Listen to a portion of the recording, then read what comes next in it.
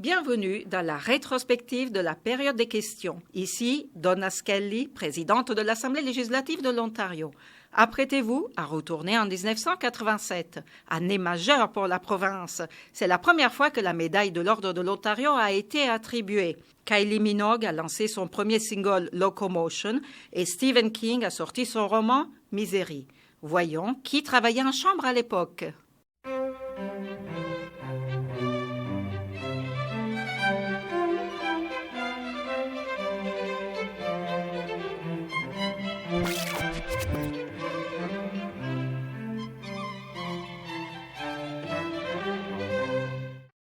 À Londres.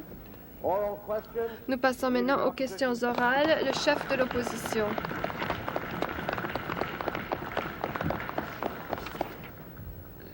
Monsieur le Président, j'ai une question qui s'adresse au Premier ministre. Je me demande si celui-ci pourrait expliquer à la Chambre les raisons pour lesquelles il a autorisé son trésorier hier dans le budget de retirer des fonds des personnes handicapées parce que, par exemple, on aurait retiré 2 $ des 3 $ qui ont été envoyés par le fédéral. Parce que le gouvernement fédéral a envoyé 3 $ aux personnes handicapées, le trésorier a volé 2 $ et les personnes handicapées se sont retrouvées avec 1 $ seulement. Comment expliquez-vous ceci? Je confie la question au trésorier. Bon, ouais, Monsieur le Président, je n'aime pas l'utilisation du terme « voler ». Je trouve que ce n'est pas du tout à propos. J'avais l'impression qu'il fallait que je parle de ceci avant de répondre à la question qui, sinon, est tout à fait intéressante. Le député sait que les fonds qui viennent du régime de retraite seront donc remis à 13 000 personnes. Et 12 millions de dollars seront donc versés à ces 13 millions de dollars. Et au lieu de faire ceci, nous allons prendre 54 millions de dollars pour augmenter les paiements à toutes les personnes handicapées. Autrement dit, il s'agit de 87 000 personnes et ces 87 000 personnes obtiendront 50 $ de plus par mois. Le député sait qu'en janvier dernier, le 1er janvier, une augmentation supplémentaire de 22 $ a été accordée à ces personnes.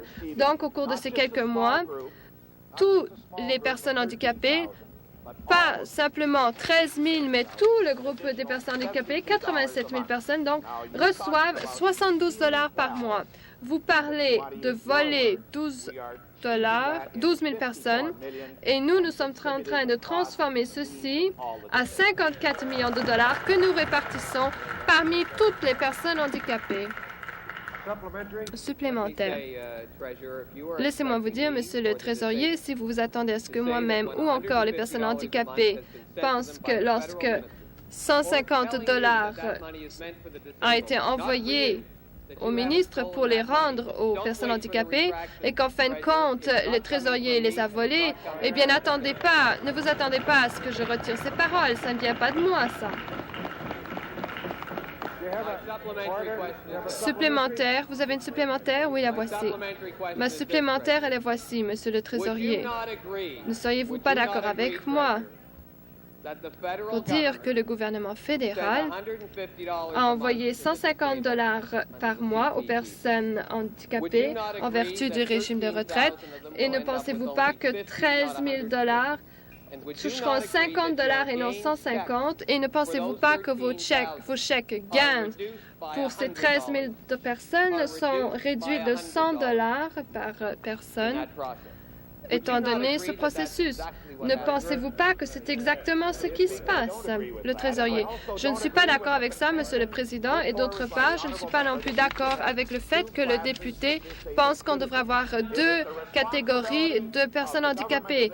C'est la responsabilité du gouvernement de cette province que de traiter de façon équitable ces personnes. Et lorsqu'on prend l'argent du gouvernement fédéral, on a pu transformer cet argent dans un programme de 50 millions de dollars de plus qui a été réparti de façon équitable et juste pour le bénéfice de toute la population concernée. Oui, dernière supplémentaire. Que ce trésorier dise que l'argent ne suffit pas pour le répartir, ne passera pas. Laissez-moi poser cette question maintenant. Donc, Monsieur le Trésorier, vous prétendez hier et cet après-midi que vous dépensez 54 millions de dollars pour ce programme. Or, son personnel a dit que ce n'était pas le cas. Ils ont reconnu que la moitié des fonds proviennent du gouvernement fédéral parce que ce gouvernement paye aussi. Par conséquent, pour les 13 000 personnes en question, se voit le montant qu'elles reçoivent diminuer de 100 dollars par mois. Et par conséquent, d'après nos discussions avec représentants, il s'agit de 15,3 millions de dollars de répartis et non pas de 54 millions de dollars à cause de l'aspect partagé des gouvernements. Donc, vous volez ces 13 000 personnes. Ils reçoivent 1 dollar selon au lieu de 3. Vous leur volez 2 dollars. Le député veut-il, s'il vous plaît, s'asseoir? Vous avez accusé le trésorier de voler. Veuillez retirer ce mot, s'il vous plaît. Oui, je retire ceci. Bon, supplémentaire et que ça soit rapide, s'il vous plaît. Ma question que je pose donc au trésorier est la suivante.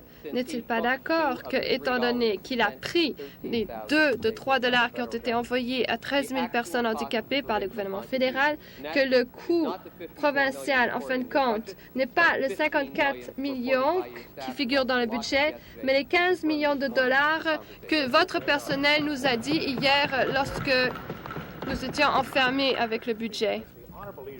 Monsieur le Président, si le chef de l'opposition pense que les députés de cette Chambre ne comprennent pas comment le programme d'aide du Canada fonctionne, alors franchement, il est naïf. L'argent qui est réparti dans le budget est distribué aux personnes handicapées et ceci est conforme d'après les projections ici. Et les chiffres utilisés devraient être 54 millions de dollars pour ceci.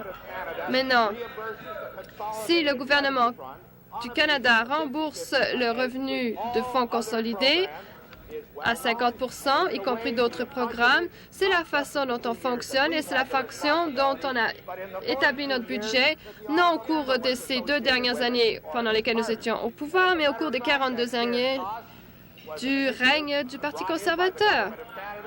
Et c'est une façon qu'a le gouvernement du Canada de procéder. C'est une façon à propos. Je pourrais peut-être indiquer à tous les députés que ce serait tout à fait à propos qu'une personne parle à la fois. Nouvelle question, le chef de l'opposition.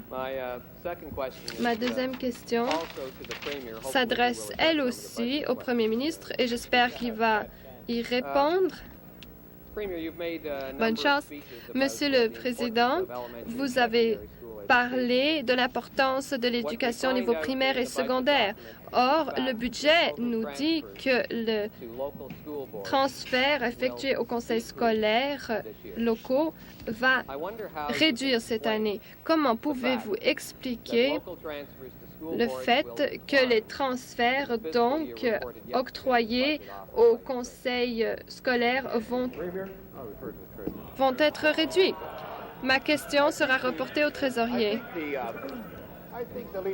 Je crois que le chef de l'opposition et les députés seraient fort intéressés de savoir que pour les frais d'exploitation uniquement, le ministre de l'Éducation a pu obtenir dans son trésor et le répartir ensuite à ses trésors des conseils scolaires, un budget qui est de 25,37 % de plus que ce qu'il n'était au cours il y a 2 ans, plutôt quand on a repris le pouvoir.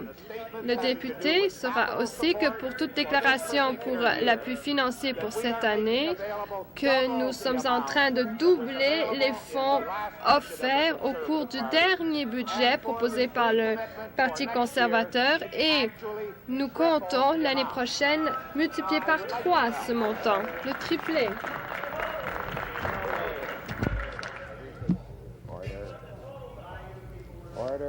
À l'ordre, s'il vous plaît. À l'ordre. À l'ordre. Question complémentaire. Bon, ma question complémentaire pour le trésorier est la suivante. Il récite une augmentation de 25 % pour le déboursement et une augmentation des recettes de 31 le financement des conseils scolaires étant cependant à la baisse par rapport au passé. Et comme pourcentage du budget, c'est également à la baisse. La question est la suivante. À la page 64, l'annexe C6, nous avons constaté qu'en 86 et 87, les transferts au total conditionnels seraient de 3,7 milliards de dollars et que le budget pour 87-88 serait ramené à 3,5 milliards. Donc, réduction de plus de 200 millions de dollars pour ce qui est des transferts au conseil scolaire. Après tout ce que vous avez dit sur l'éducation, comment avez-vous pu réduire les transferts octroyés au conseil scolaire à concurrence de 200 millions de dollars, même montant pour payer les bureaucrates de plus qui seront embauchés? Ça m'étonne que le chef de l'opposition, ancien trésorier lui-même, ne puisse pas scruter le budget, ne puisse pas écouter les déclarations faites par moi-même et le premier ministre. Si oui,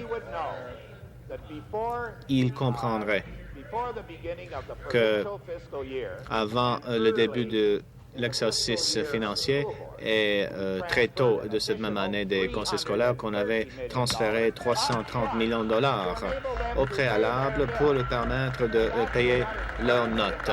Ce montant est une belle initiative dans ce sens. À l'ordre, s'il vous plaît.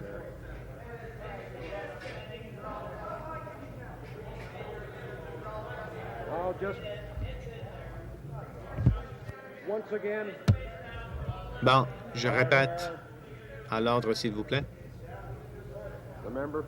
Le député de Nipissing, question complémentaire. Non? Le chef de l'opposition, dernière question complémentaire. Monsieur le trésorier, c'est justement cela qui est dit sur le tableau. Mais ce que vous indiquez est que vous n'avez pas l'intention de prépayer ces montants comme l'année passée. Vous ne pouvez pas avoir les choses des deux côtés. Vous comptez le chiffre de l'année passée ou non? Donc, ma question est la suivante.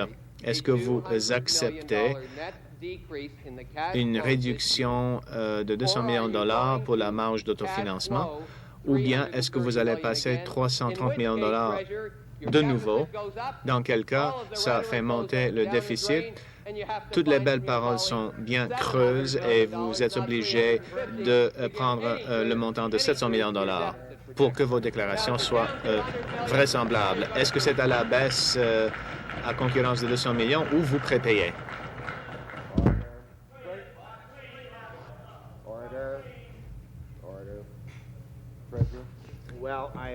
Bon, heureusement, dans ces actes théâtraux de la part du chef de l'opposition, en l'écoutant bien, on reconnaît que ce montant de 330 millions de dollars payé avant le début de l'année financière se trouve à l'intérieur de l'exercice des conseils scolaires et que ces conseils auront leur montant. Pour l'année prochaine, il s'agit d'une position budgétaire d'importance et on donnera au conseil scolaire.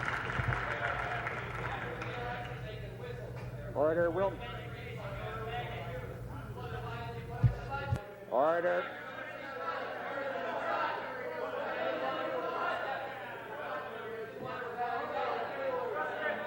Order. The leader of the opposition.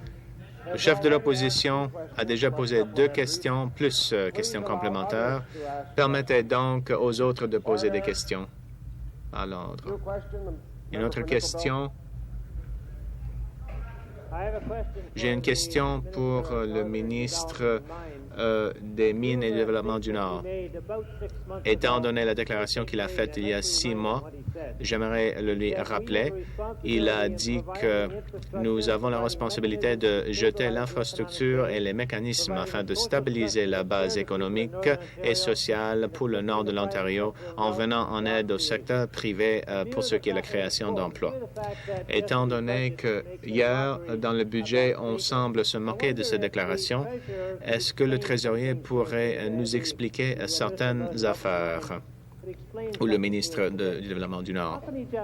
Comment pouvait-il justifier le montant de 30 millions de dollars donné au Fonds de patrimoine qui, après tout, relève de ces problèmes du Nord? Comment peut-il justifier ce montant affecté à ce fonds-là comparativement à 30 millions de dollars pour un projet au Grand Toronto, c'est-à-dire le Sky Dome, ou bien 35 millions de dollars pour l'usine d'assemblage, plus encore un montant? Comment, au ciel, est-ce que le ministre peut justifier cette double mesure?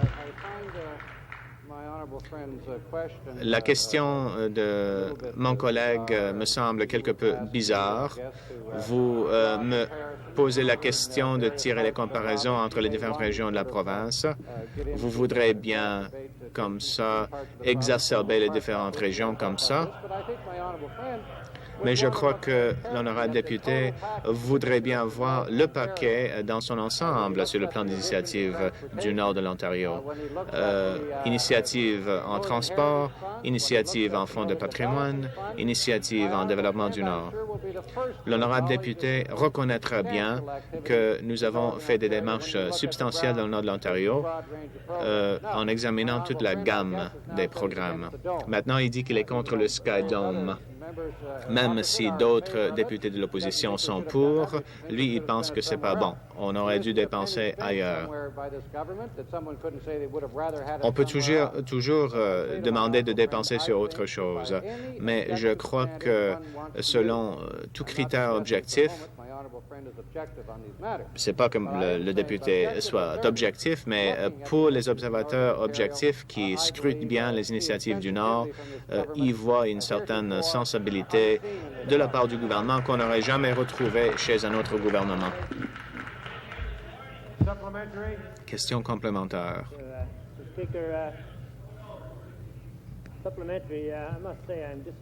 Je dois dire que je suis déçu du ton et de la qualité de la réponse du Premier ministre.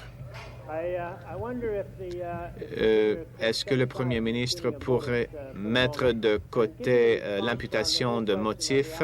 Pourrait-il me répondre quant aux subventions pour les routes du Nord? C'est lui responsable de ce financement-là.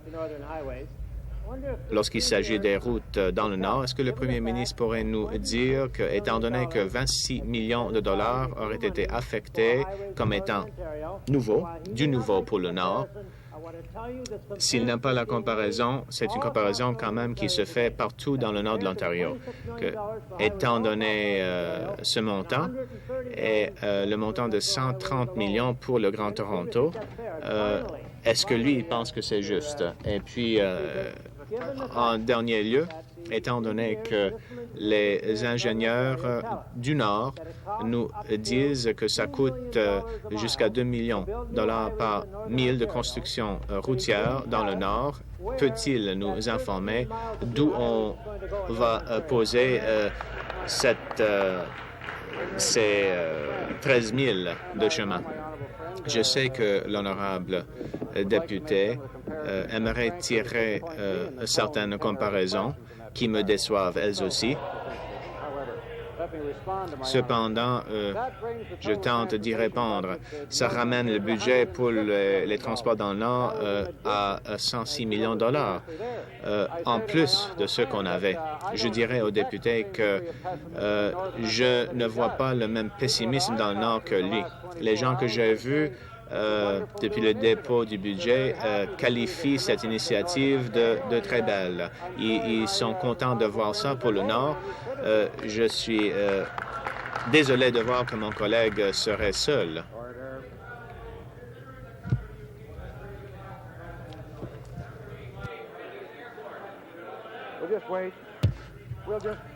Attendons donc.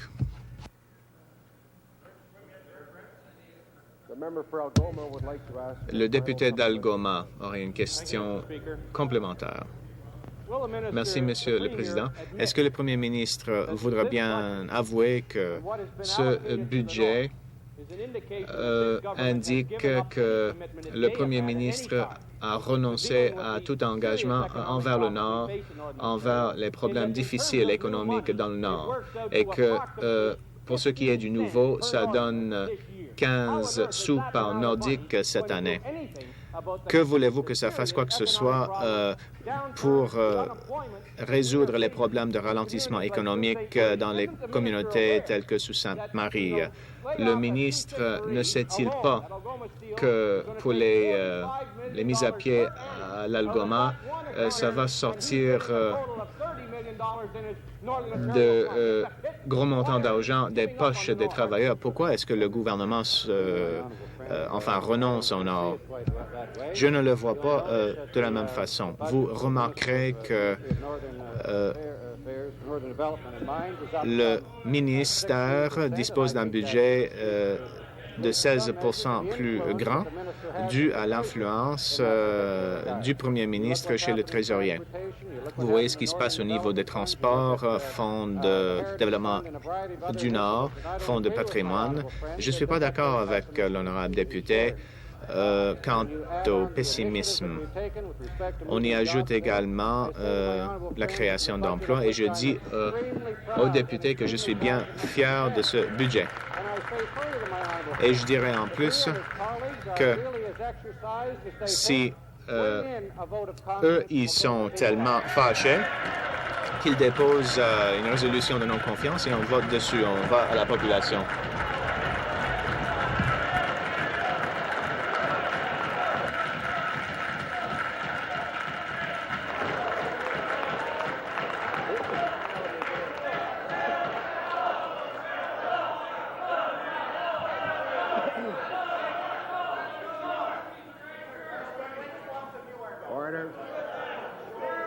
À l'ordre, s'il vous plaît. À l'ordre, s'il vous plaît.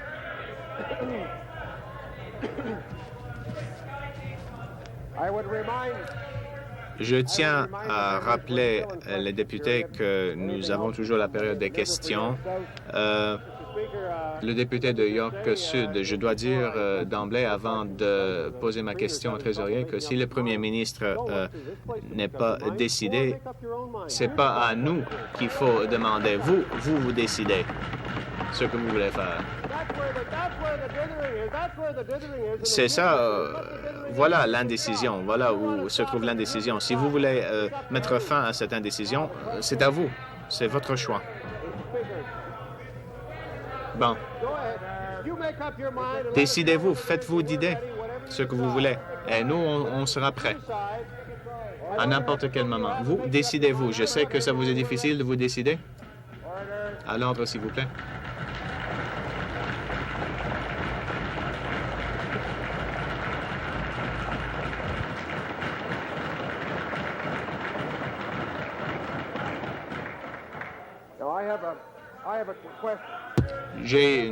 Est-ce que vous avez une question?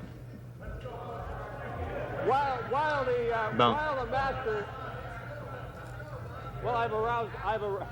Bon, Monsieur le Président, j'ai soulevé une certaine réaction de la part des députés en face.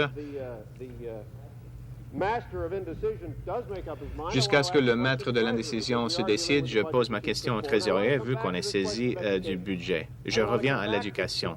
Dans mes propos, à la page 64, je reviens à la question de combien d'argent vous allez transférer et quelle démarche vous faites. Parce que, Monsieur le Président, on voit ici, comme d'habitude, et je connais les exposés budgétaires aux deux paliers du gouvernement, que c'est un peu magique, les exposés budgétaires. Alors, j'aimerais cerner ses propos.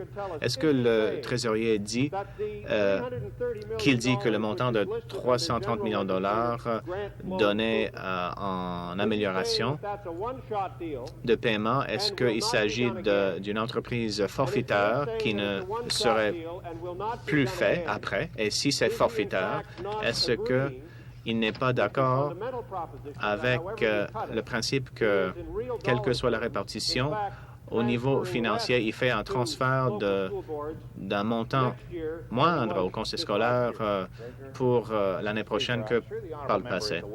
L'honorable député sait que les conseils scolaires avaient du mal au début de l'année fiscale, qui, pour eux, débute le jour de l'an. Étant donné cet état de cause, la marge qu'on avait de 7 avait été réduite par nos prédécesseurs à concurrence de 2 ou 3 Nous avons doublé cette marge dans un premier temps à 7 dans un deuxième temps à 12 ce qui leur donne la flexibilité. Et bien sûr, on va maintenir cette flexibilité pour que les conseils puissent payer la note sans avoir recours à la banque, sans avoir recours à des emprunts pénibles pour eux, et ils comprennent, ils acceptent ça. Alors, j'aimerais poser une question fort simple. Mais lentement. C'est un défaut que j'ai depuis mon enfance. Je parle trop vite, c'est vrai. Alors, Monsieur le Trésorier.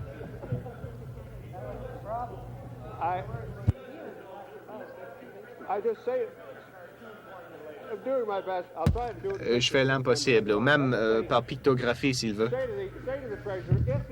Alors, si le trésorier va le faire de nouveau, comme il l'avait dit en réponse à des questions agréables, s'il dit oui, je fais de nouveau, et il l'a dit, je ne le vois pas dans les chiffres. À moins que j'ai mal lu. J'ai mal lu les chiffres verts. Vert, pas en rouge. Si j'ai mal lu. Et si vous allez dépenser plus, pourquoi vous ne dites pas maintenant? Est-ce que vous allez en faire l'annonce aux prochaines élections? Pourquoi est-ce que ces chiffres ne sont pas là dans le budget si c'est ça que vous entendez de faire? Vous comprenez que les déboursements en éducation prennent de l'ampleur au fil des années. Mais cependant, le financement de l'éducation ne sera pas retiré. Les écoles seront bien financées. Nous avons toute une vaste gamme de programmes visant le financement de l'éducation. On n'y renonce pas.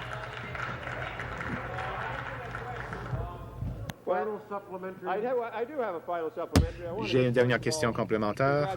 Je tiens à féliciter le trésorier de ses efforts. Je n'ai pas eu la réponse à la question. Comme en guise de conclusion, je pose la question, est-il vrai que si c'est le cas, pourquoi est-ce que vous avez coupé les fonds portant sur l'analphabétisme, sur les affaires civiques et culturelles, et le pourcentage du budget est ramené à 19,3 moins de ce que dépensait Mme Stevenson, ce qui est incroyable. Et puis la part du financement est ramenée à 46 Si c'est vrai, pourquoi on ne retrouve pas ça dans les chiffres? Comme l'honorable député a demandé sur le programme d'alphabétisation, je dois dire que c'est bien financé, ça ne fait pas de doute. L'honorable député devrait savoir que les changements en pourcentage pour les affaires civiques et culturelles sont basés sur des paiements substantiels supplémentaires fournis au ministère pour assurer le financement d'une gamme de programmes demandés à la fin de l'exercice financier. Donc, il s'agissait que les déboursements précédaient un peu les prévisions. Merci, Monsieur l'orateur. J'ai une question pour le Premier ministre. Quant à l'industrie la plus croissante de l'Ontario, la dimension de votre gouvernement, pourquoi est-ce qu'il y a 2 ans, quand vous êtes rentré en fonction, il y avait seulement 80 000 fonctionnaires. Maintenant, il s'agit de plus de 84 000, plus de 4 000 de plus de fonctionnaires dans le gouvernement. Pourquoi est-ce que le gouvernement aurait défait tout effort de la part des prédécesseurs de freiner un peu la croissance du nombre des fonctionnaires? Pourquoi est-ce que vous permettez cet état de choses pitoyable? Le trésorier, Monsieur le Président, à l'ordre. Monsieur le Président, je pense que la meilleure façon de répondre serait de lire du budget ce que le député aurait pu faire lui-même à la page 51, et je cite, « La moyenne des fonctionnaires provinciaux ont augmenté de 1945 en 86 et 87 parce qu'il y a eu une application de la loi sur les jeunes contrevenants et d'autres programmes afin d'améliorer la situation pour la santé et la sécurité au travail, la formation professionnelle et les programmes psychiatriques. Ceci aussi tenait compte de 700 employés à temps partiel et ceci était quelque chose que le gouvernement précédent ne voulait pas faire après l'adoption d'une politique pour ce qui est de la nomination de personnes travaillant à temps partiel mais de façon régulière. Monsieur le Président, le trésorier n'a pas répondu à la question. Après 10 ans que nous avons essayé de limiter la bureaucratie dans cette province, vous avez ouvert les portes et maintenant nous avons 4 600 employés de nouveau. Nous voulons savoir lorsque il y a des écoles et qui ont trop d'étudiants et parce que les services sociaux ne sont pas adéquats, comment est-ce que vous pouvez permettre une telle situation d'exister et de vous servir de tant de fonds? Le trésorier, votre histrionie semble être contagieux. Réponse ou non? À l'ordre. À l'ordre. Nous allons attendre. Si vous voulez bien parler tous en même temps, nous allons attendre. Le trésorier, je voulais juste indiquer à l'honorable député qu'il est vraiment difficile de savoir comment lui et son parti pensent sur cette question pour ce qui est des fonctionnaires. Soit est-ce que nous devons ne pas engager pour ce qui est de la loi sur les jeunes contrevenants, ou est-ce, lorsqu'il nous a posé cette question hier après-midi lors de la période des questions, est-ce qu'on ne devrait pas avoir des inspecteurs selon la loi sur la santé et la sécurité au travail? Est-ce qu'il ne pense pas qu'on ne devrait pas avoir des représentants pour ce qui est de la formation professionnelle et peut-être qu'on devrait réduire les services psychiatriques? Je vous dis, Monsieur le Président, le point de vue de l'honorable député n'est pas du tout logique et fait preuve d'une manque de responsabilité.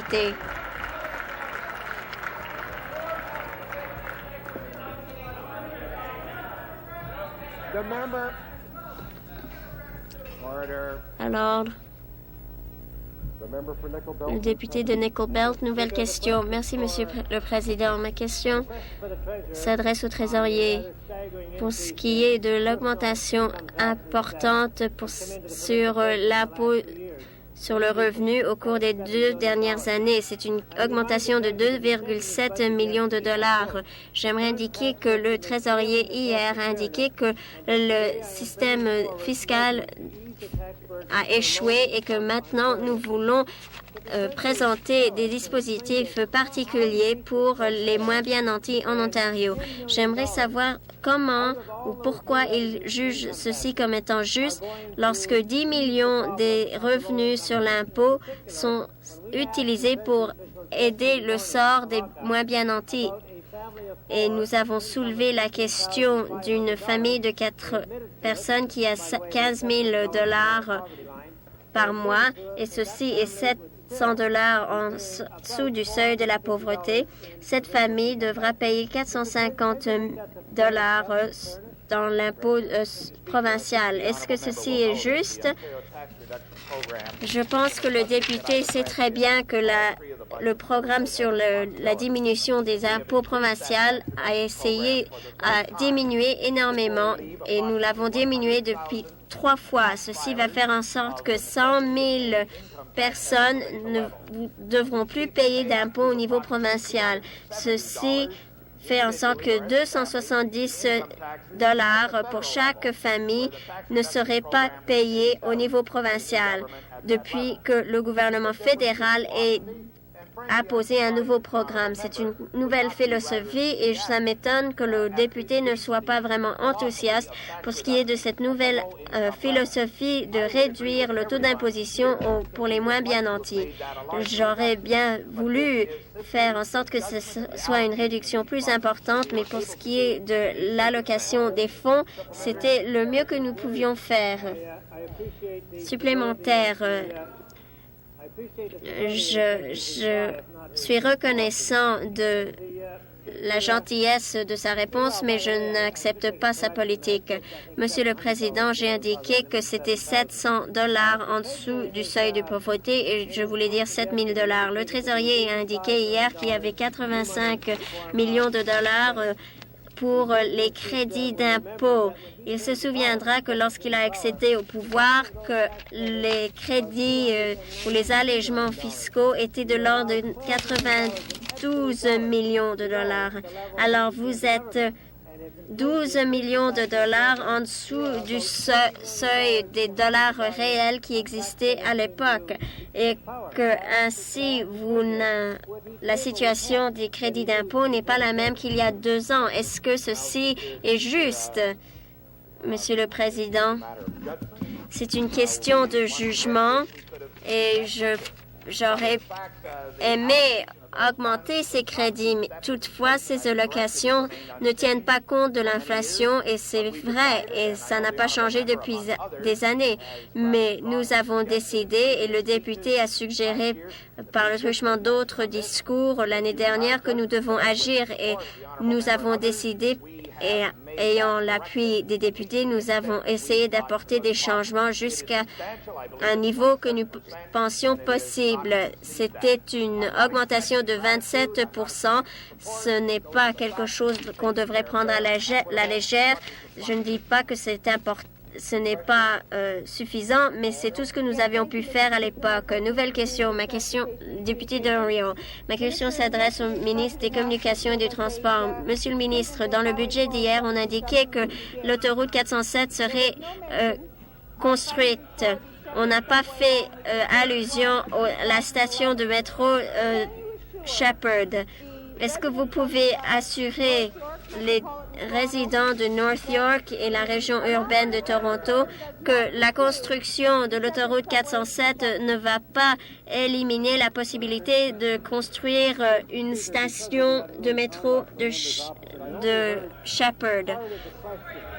Le ministre, puisque les membres de l'opposition se tiennent ou se comportent de façon affreuse, je n'ai pas pu entendre la question. À l'ordre. Est-ce que vous avez pu entendre une partie pour pouvoir répondre? À l'ordre. Monsieur le Président, je voudrais assurer mon collègue Doriel que la question de la station de métro Shepherd et le projet 2011 ne seront pas exclus. J'ai indiqué jeudi qu'on va mettre sur pied une commission d'examen et que ainsi cette question ne sera pas éliminée ou perdue de vue et la perspective provinciale doit être abordée lorsqu'on parle de les transports en commun dans la région urbaine de Toronto. À l'ordre.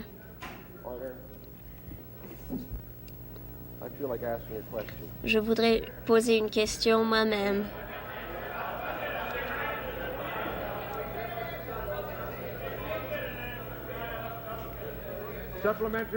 Question supplémentaire, le député d'Oriel. Merci, Monsieur le Président. Les résidents de North York et la région métropolitaine de Toronto sont heureux de savoir qu'un projet n'exclut pas l'autre. Mais le processus qui existe déjà, est-ce que ceci va permettre aux municipalités ou la Commission du transport de Toronto de participer dans la politique proposée par le gouvernement, le ministre?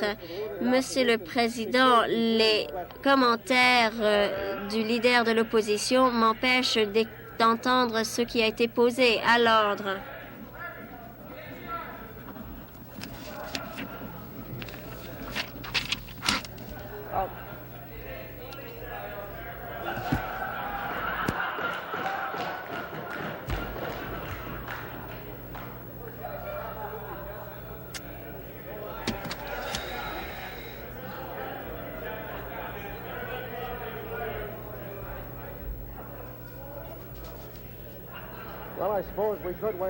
Eh bien, on pourrait gaspiller 5 minutes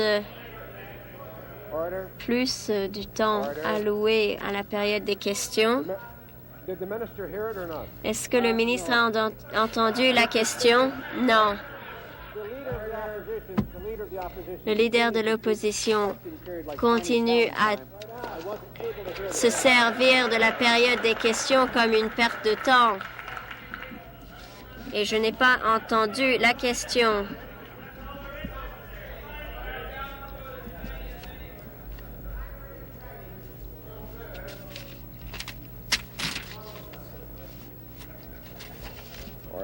Alors, nouvelle question.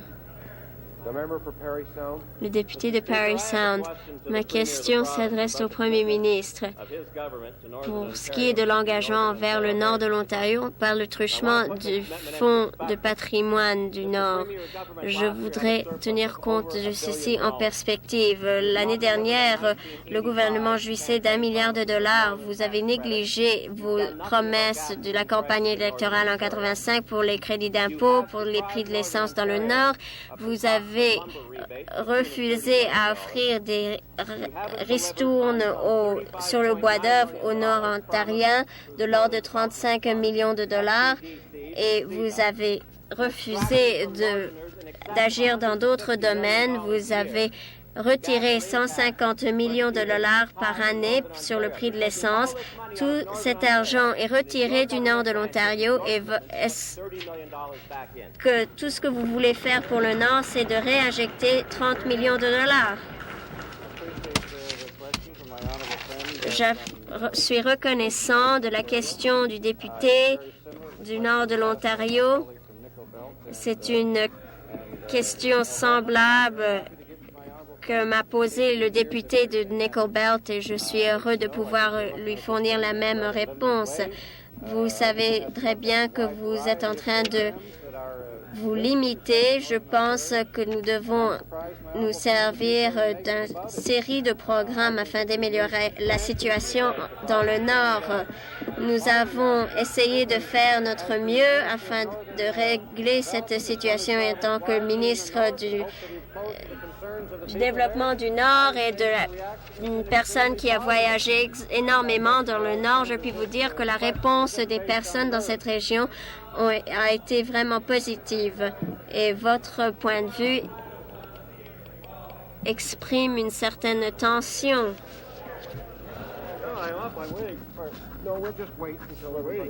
Nous allons attendre jusqu'à ce que tout le monde soit terminé. Question supplémentaire, le député de Rainy River. Ma question s'adresse au ministre qui dépense 8 millions de dollars supplémentaires qu'il a fait en 1985. J'aimerais savoir si vous voulez bien dépenser 8 millions de dollars, eh bien, est-ce que vous ne pensez pas que vous devrez injecter 1 milliard de dollars dans le fonds de patrimoine pour indiquer que vous êtes engagé afin de leur aider et de régler la situation aujourd'hui et non à l'avenir? Le Premier ministre, je suis reconnaissant de la suggestion pour ce qui est de l'importance de l'économie. et le fonds de patrimoine. Si vous comprenez les chiffres comme vous le faites, vous pourriez créer un coût. Je pense qu'en tant que ministre, nous avons répondu de plusieurs façons. Le budget a augmenté de 16 %, le fonds de patrimoine a augmenté aussi. Alors, je voudrais juste indiquer que vous auriez une perspective différente lorsque vous vous rendrez chez vous cette fin de semaine.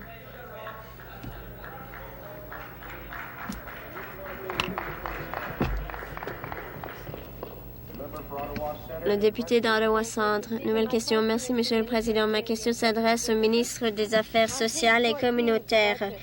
À la page 14 du budget qui a été déboursé hier, le trésorier fait mention d'une allocation de 26 millions de dollars pour les garderies cette année. À la page 15, le gouvernement s'engage à octroyer 33 millions de dollars pour les immobilisations au cours des prochaines années pour les garderies. Est-ce que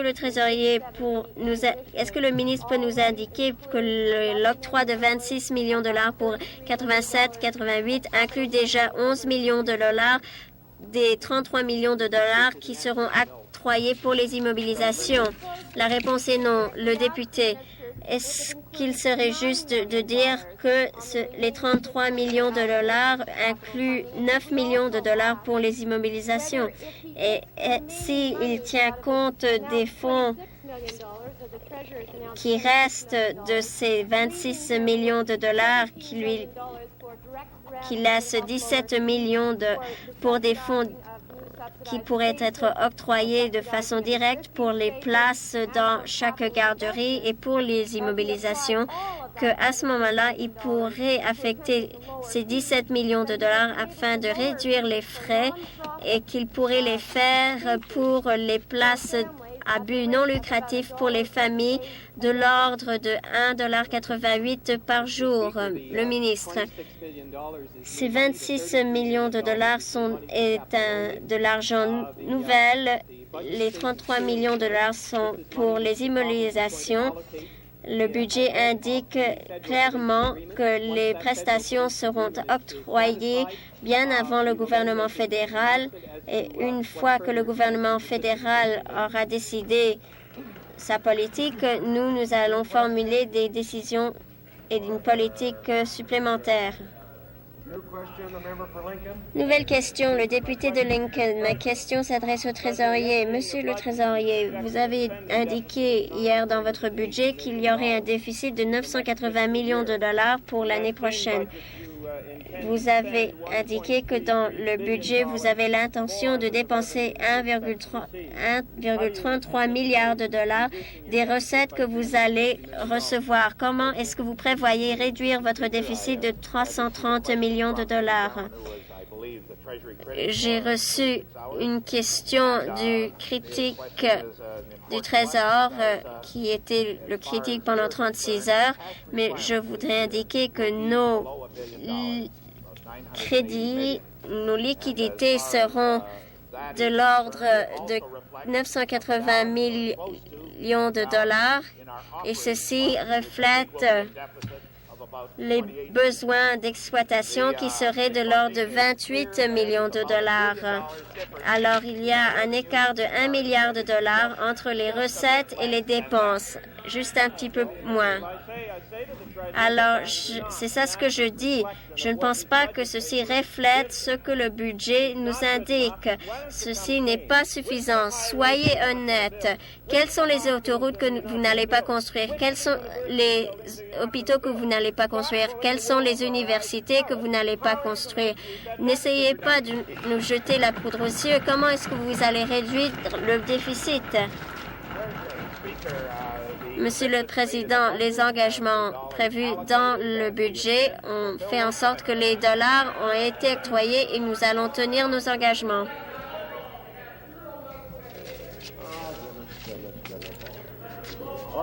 À l'ordre. Le député de Riverdale, nouvelle question. Oui, Monsieur le Président, ma question s'adresse au ministre du Logement pour ce qui est de l'offre Depuis que le gouvernement a accédé au pouvoir, la liste d'attente a augmenté de 12 000 familles. Une famille est une femme qui a un enfant de 2 ans et elle doit payer tant d'argent pour son loyer qu'elle n'a que 34 sous chaque semaine pour payer toutes ses autres factures. Quand est-ce que cette femme peut attendre ou s'attendre à avoir un logement à prix abordable? Le ministre. Le député saura que lorsque nous avons accédé au pouvoir, que l'offre pour les logements à prix modique n'existait pas. Et depuis ce temps, l'offre de ces logements a augmenté énormément et j'ai approuvé la construction de plus de 25 000 de ces logements locatifs. Et maintenant, il y a plus d'espoir en ce moment qu'il y avait en 85 supplémentaires. Je voudrais juste indiquer au ministre du Logement et je lui demanderai d'examiner la page 51 du budget qui indique que le paiement, la taxe sur les transferts de paiement de transfert a augmenté de 245 millions de dollars par rapport à 1985. Est-ce qu'il va injecter ces fonds pour les logements, pour les personnes qui travaillent dans cette famille et est-ce qu'il va doubler les allocations aujourd'hui? Le ministre. Je suis vraiment... je me doute un peu des chiffres lorsque le Parti néo-démocrate me cite ces chiffres. Je vais juste indiquer que le programme existe et vont tenir compte des logements à prix abordable auxquels nous faisons face en ce moment. Nouvelle question, député de Brampton.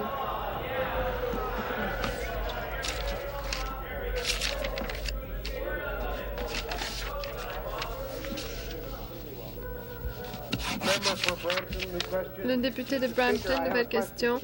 Monsieur le Président, j'ai une question qui s'adresse au trésorier. J'ai reçu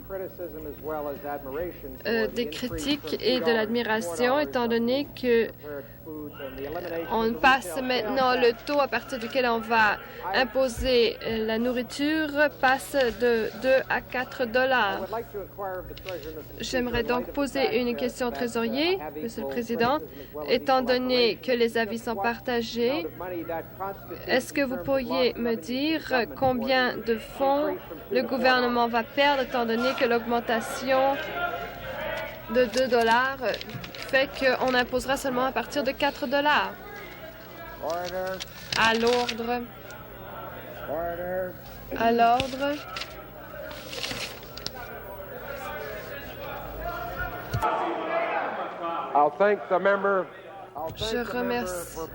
Je crois que le député de Brantford m'a beaucoup aidé, mais je ne vais pas accepter son aide. Monsieur le trésorier. Eh bien, Monsieur le Président, je ne suis pas d'accord avec l'une des propositions qui ont été formulées dans la question fort intéressante, mais moi, je n'ai pas du tout reçu de critiques à ce niveau. Bien sûr, je veux bien tenir compte du point de vue de l'honorable député et nous pensons que l'augmentation de 2 dollars va coûter à peu près 50 millions de dollars.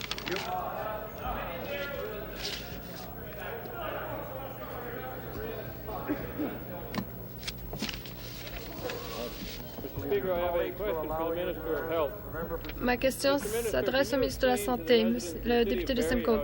Pouvez-vous expliquer comment, dans la ville de Barrie, on a pu augmenter de 5 000 personnes le personnel, mais ne pas trouver des fonds pour créer un nouvel hôpital à Barrie? Le ministre. Monsieur le Président, l'honorable député était ici, je crois, peut-être qu'il n'était pas réveillé, lorsqu'on lui a donné l'explication sur la raison pour laquelle des nouveaux effectifs ont été ajoutés parce que les personnes avaient besoin de ces services.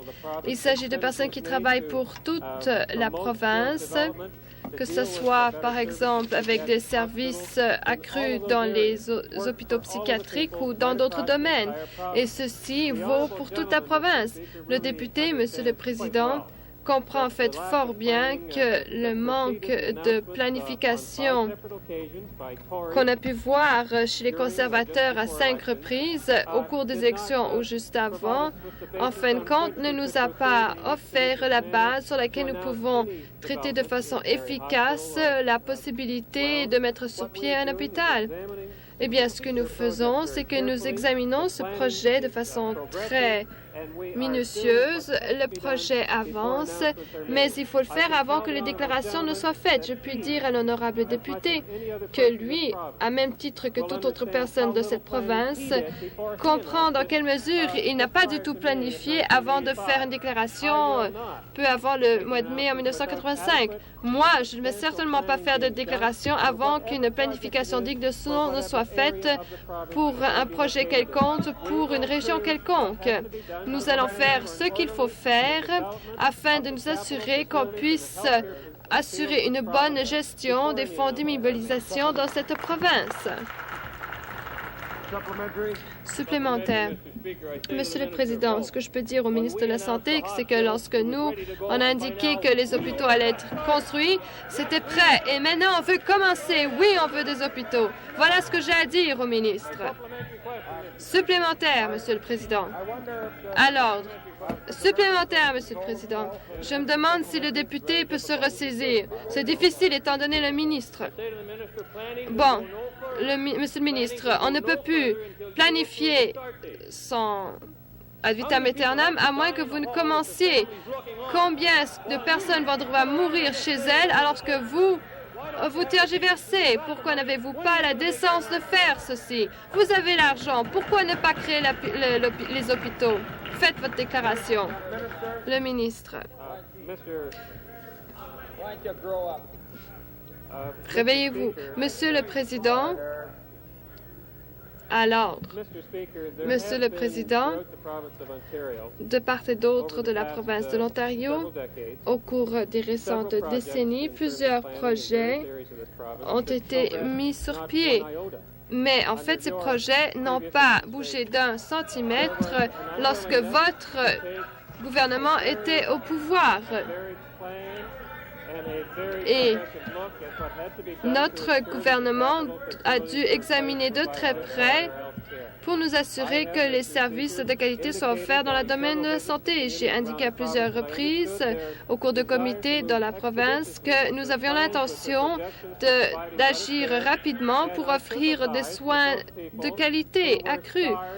Et je comprends que certaines personnes se sont vues affamées littéralement par le gouvernement d'en face qui n'a pas du tout su gérer les fonds. Je comprends que le député, Monsieur le Président, et avant de répondre au reste de la question, je n'ai pas encore l'intention de m'asseoir. Je sais, Monsieur le Président, que vous voudriez que je réponde au reste de la question, qui, en gros, me demande à quel moment je vais faire une déclaration. Alors, j'ai indiqué dans réponse à sa question que les déclarations ne sont pas faites par ce ministre jusqu'à ce que ce soit fait. Je puis vous dire, Monsieur le Président, que nous ne sommes pas motivés comme l'a été ce gouvernement d'en face en 1985. Nous allons faire les déclarations lorsque nous serons prêts. À l'ordre. À l'ordre. Le député de Scarborough-West. Monsieur le Président, ma question s'adresse au trésorier. Monsieur le trésorier,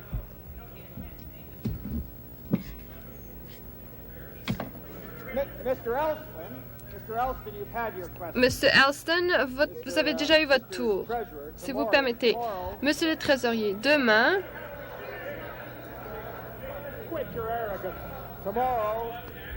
vous voilà bien arrogant. Donc, Monsieur Hansen, Rick Hansen, va atteindre sa destination finale dans son tour du monde et on a pu nommer un comté en son nom. Pourquoi donc est-ce que hier, votre budget n'a pas affecté des fonds alors que vous aviez des fonds très importants dont vous disposiez? Pourquoi est-ce que vous n'avez pas pu utiliser les fonds pour donner pleine reconnaissance à nos citoyens handicapés? On a augmenté le revenu de 20 $, mais ils n'ont pas le droit de recevoir certains crédits d'impôt. 80 de ces personnes ne sont pas en fonction de travailler. Et souvent, les adultes qui vivent encore au sein de leur famille n'ont pas droit à une pension complète. Pourquoi n'avez-vous pas saisi cette occasion pour faire quelque chose d'utile au lieu de dépenser 1 $ par jour pour les personnes handicapées? Monsieur le Président, en guise de réponse à l'honorable député, j'aimerais dire que je pense que le budget avait une charpente et en fait, il s'agit d'une façon tout à fait ordonnée d'expliquer la situation financière de la province et que d'autre part, cela expliquait ce que nous avions l'intention de faire pour pallier aux problèmes qui sont survenus à cause d'un manque de financement grâce à l'ancien gouvernement. Nous avons pu réduire le déficit, nous avons su répartir l'argent de façon équitable, en toute justice, pour tous les citoyens, y compris les personnes handicapées. Dernière supplémentaire, bref, s'il vous plaît. Il semblerait que la comptabilité ait eu le dessus sur la justice dans ce cas-ci. Le trésorier, j'essaie de dire aux députés, dont je respecte les points de vue, que depuis le 1er janvier, nous avons augmenté les fonds offerts aux personnes handicapées de 72 $ par personne. J'aurais aimé que ce soit plus, mais il s'agit néanmoins d'une somme importante. La période des questions s'est écoulée.